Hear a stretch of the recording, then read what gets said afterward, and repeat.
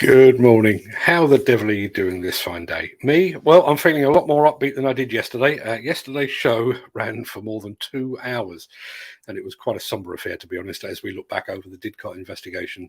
As the 6-year anniversary of the disaster passed without any further comment from the investigating authorities. You can find that show over on our YouTube channel if you have 2 hours to spare. If you do prefer your news in a smaller bites, then hop on over to BBC iPlayer and search for BBC South Today, as they covered the 6-year anniversary of the Didcot disaster at 6 o'clock last night. We'll be bringing that to you a little bit later in the show. So without further ado, let me post the question of the day, roll the intro, and get this show on the road.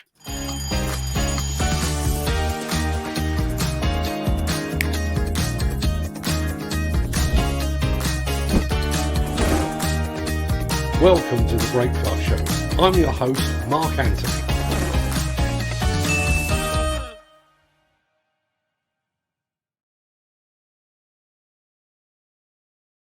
It's Thursday, the 24th of February, and as that remarkably persistent guy just said, welcome to the Breakfast Show. I am your host, Mark Anthony.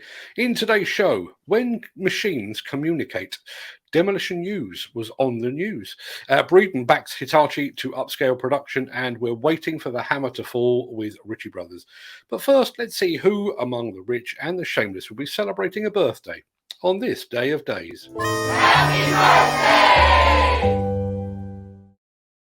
And it's many happy returns to former heavyweight boxer Jimmy Ellis and to former West Ham manager, the gentleman that was John Lyle. To Minder and Sweeney actor Dennis Waterman, Formula One's Alain Prost, and to Apple co-founder, the great Steve Jobs. And a happy birthday also to boxer and human cash machine, Floyd Money Mayweather. Many happy returns to them, one and all.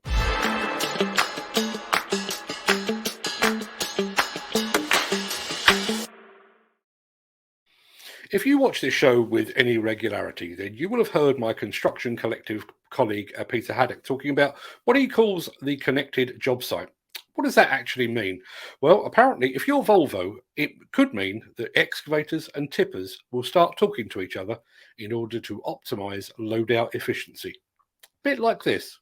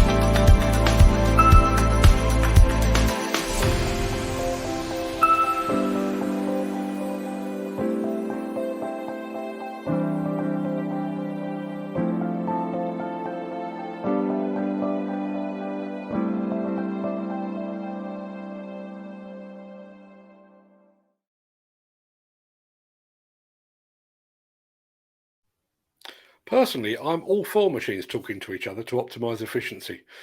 But what if they start talking about the people operating them? Oh, the paranoia.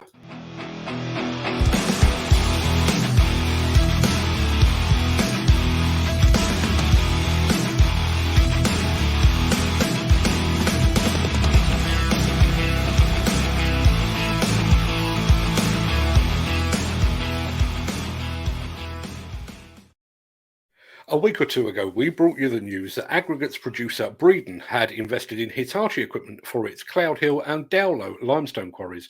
Well, now Hitachi Construction Machinery UK has produced a video of that equipment in action. Let's take a look. I've worked for Breedon for 9 years in Cloud Hill. It's the first Hitachi machine I've driven and very impressed with it so far. So primarily it's used for loading two 70-ton dump trucks. It digs really well, there's no hesitation, it doesn't struggle. The slewing is fine, there's no gaps, no hesitation with that. When you're working the levers, the boom and the rams and the bucket are moving without skips or hesitation. Inside the cab's lovely and quiet, has a good all-round vision. The cameras, obviously, were one on each corner of the machine, so I can see that obviously the material behind me is not going to fall. The dumper in front of me, I'm not going to catch that when I slew around. A good clear vision in front of you when you're loading, you're not having to duck down to see under anything. So I'm quite a tall guy, I'm nearly 2 metres tall. Plenty of leg room, plenty of arm room. The seat, lovely and comfortable. The controls are exactly where I want them to be, where I need them, without having to scrunch up or to stretch out. Everything's perfectly as I want it. So on a daily basis, we check the engine oil, the hydraulic oil, the coolant. It's all good access, everything's clear. The sight glasses are good sight glasses where you can see clearly on them. Good all-round walkways where you're not having to climb up anything or climb down anything. Good firm grip so that on your feet, so that there's no slipping on any plates or anything. Yeah, really good.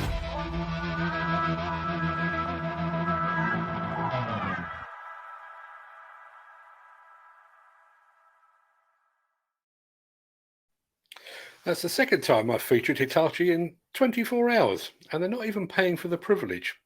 Hitachi, if you're watching, you know where to find us. The Miller GT series heralds a new era of unrivaled power and cutting-edge intelligent coupler technology, increasing job site safety, machine versatility, and productivity. It's the added versatility that you need at the value you can afford. To find out more, visit millergroundbreaking.com. In a purpose-built facility in the town of Maltby, machines are massing. There are troops of telehandlers, a multitude of minis, a deluge of dumpers, and an extravaganza of excavators. And they're all there for one reason. The latest Ritchie Bros auction opened its doors about an hour ago.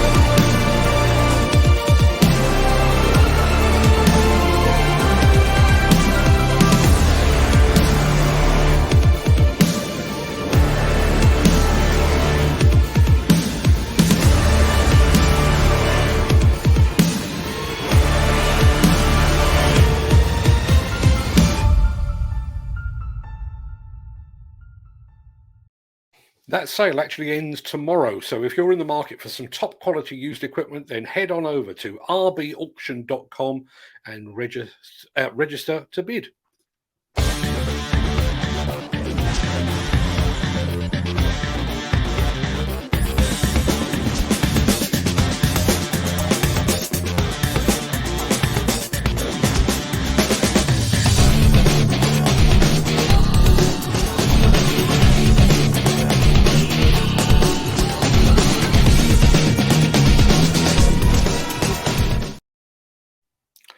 I normally save the comments for the end of the show, but as this one relates to the item that we just shown you.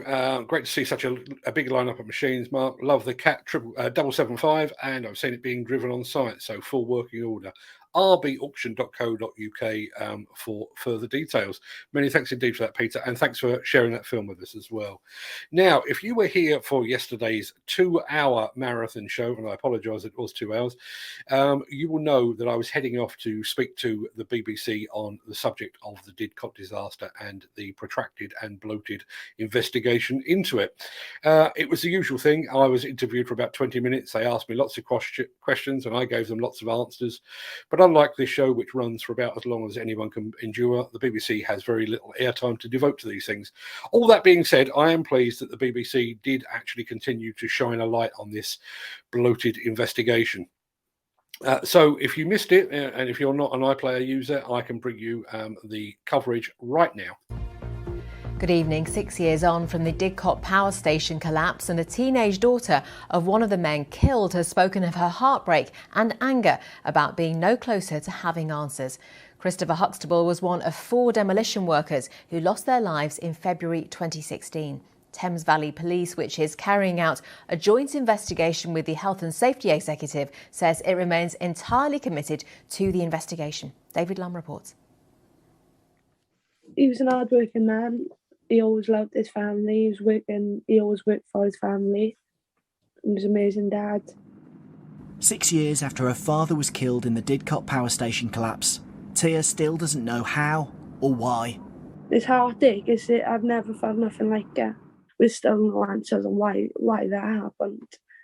Nobody deserves to go to work one day and never return home. Christopher Huxtable was one of 4 demolition workers who died when the boiler house at Didcot Power Station partially collapsed in February 2016. It took more than 6 months for the bodies to be recovered. Thames Valley Police has been jointly investigating with the Health and Safety Executive, focusing on corporate manslaughter, gross negligence manslaughter and health and safety offences. How an investigation into an incident in which 4 working men lost their lives can take 6 years is beyond me. Just an absolute disgrace at this point. The demolition industry right now is caught in limbo. We already know from the contractor that was involved, Coleman and Company, they've carried out their own investigation, and they've already said that they've found things that should be shared with some urgency to prevent further loss of life. But because there is this desperation not to prejudice any forthcoming court case, that's still locked up in red tape and bureaucracy. A pre-inquest review in July last year revealed almost 2,500 witness statements and 185,000 pieces of digital evidence. In a statement, Thames Valley Police said it remained committed to the extremely challenging investigation and was updating families on progress. It said, "Further interviews with key witnesses and suspects are planned and will be conducted in due course as we continue to progress the investigation into what happened.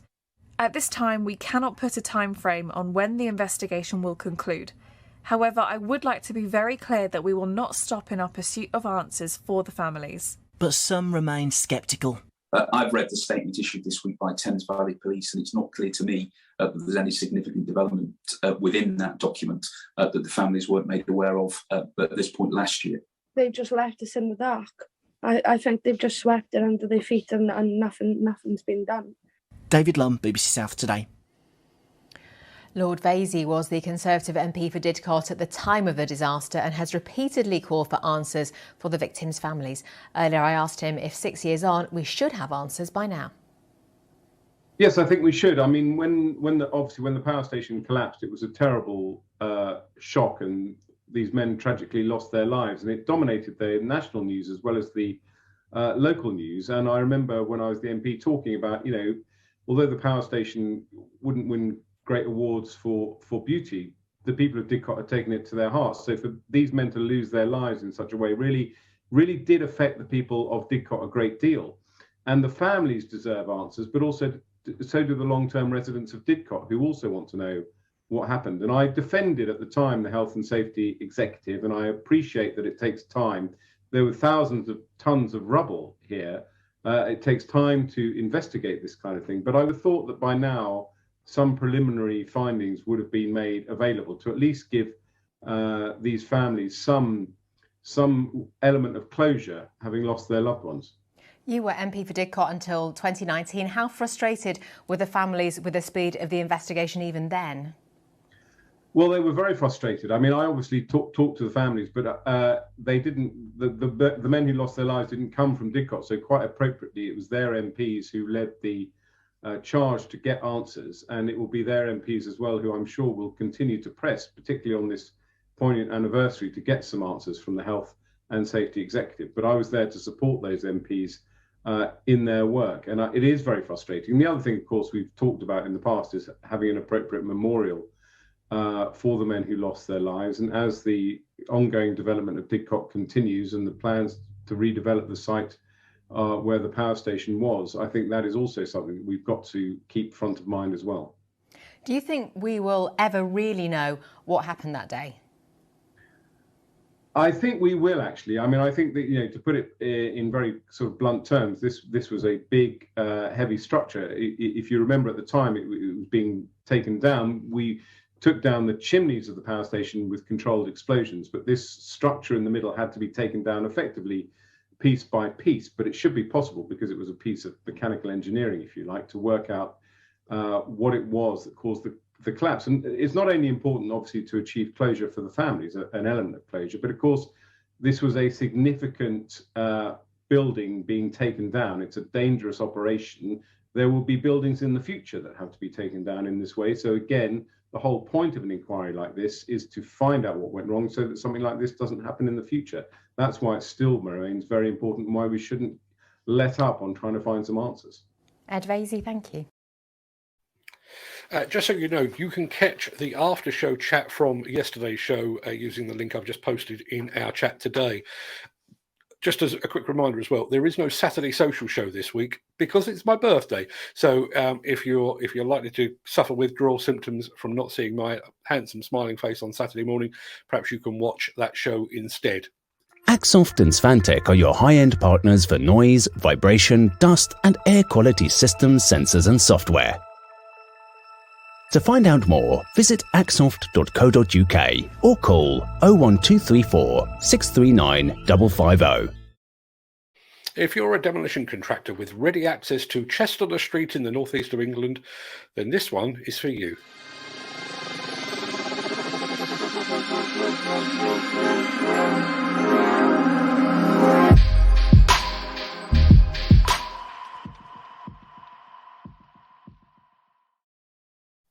£2.5 million of your finest English quids have been set aside for the construction of of 21 new dwellings on the site of a former council depot in Bullion Lane in Chester Street. Contractor NB Clark has been named as the successful bidder for the new build portion of the works, but before they can begin, there is the small matter of demolishing the existing council depot.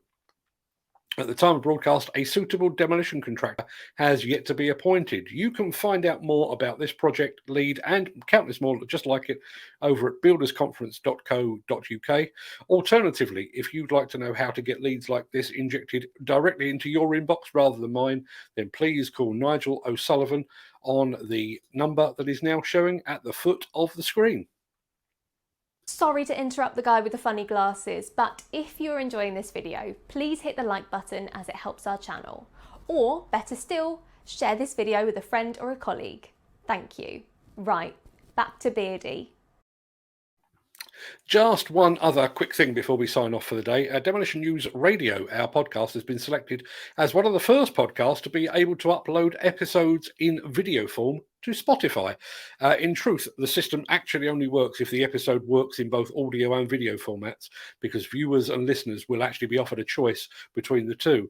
So these shows, which are obviously video first, won't really work. However, shows like our surgery series with Dr. Demolition, Dr. Terry Cornby, will work perfectly. So we've already uploaded the first 2 episodes of that series just this morning. They should be, I think they're processing as we speak. They should be ready to be viewed on Spotify this evening.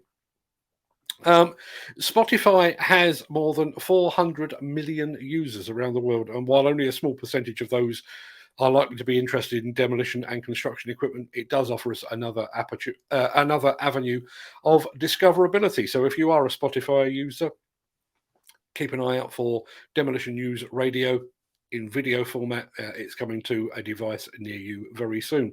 Right, that should do us for the day. I'm going to roll the outro in just a second before leaping gazelle-like over into the chat to see what you're all saying today. And I think we've got another show newcomer, so we'll be standing by with the welcome confetti. If you can't stick around, I fully understand, but please stay safe, look after yourself, your family, your friends, and your colleagues, and thanks for watching. But if you can stick around, I'll see you on the other side of this.